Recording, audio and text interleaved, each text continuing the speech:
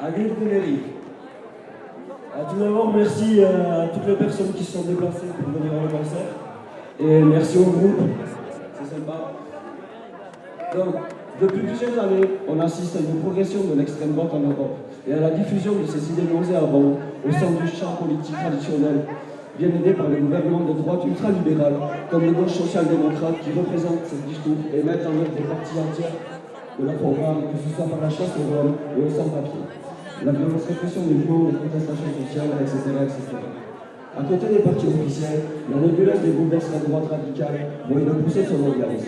En plus de leur discours ouvertement raciste, ils multiplient les actions violentes contre des personnes d'origine étrangère, des militants d'extrême gauche, des antifascistes et des minorités sexuelles. Des milices paramilitaires sévissant en Hongrie contre les Roms, aux néofascistes, de Gazapin en Italie, dont l'idéologie inspire les identitaires français, le parti fasciste, Hop Doré, entré récemment au Parlement grec, et les phalangistes espagnols qui défilaient il y a à peine une semaine dans les rues de Bilbao et Barcelone. Tout cela profite des effets de la crise économique pour se rapprocher du pouvoir et faire monter leurs idées en faisant de l'étranger le bouc émissaire de tous les problèmes que rencontre le peuple. Tout ça peut sembler loin, mais si aussi l'extrême droite tente de s'implanter.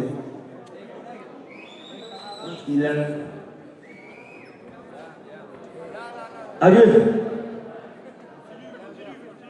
Après la création d'une section Pays Basque du bloc identitaire, des tags fascistes, voire néo-nazis, ont été peints au Petit Bailleul et à Mousserolles. Les autocollants ont fleuri un peu partout. Boustalitze à Endaya, à passant par Bayona, où une épicerie halal a même été attaquée.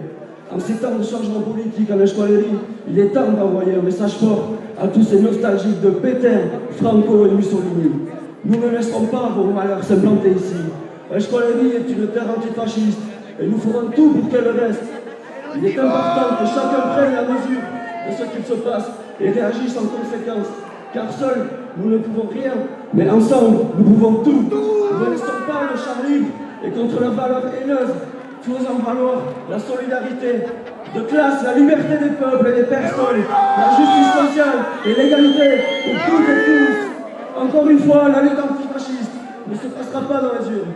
C'est ensemble, toutes et tous, avec partis, syndicats, associations et individus, que nous devons l'organiser et la porter partout et tout le temps. Vive la résistance antifasciste! Voilà! Voilà!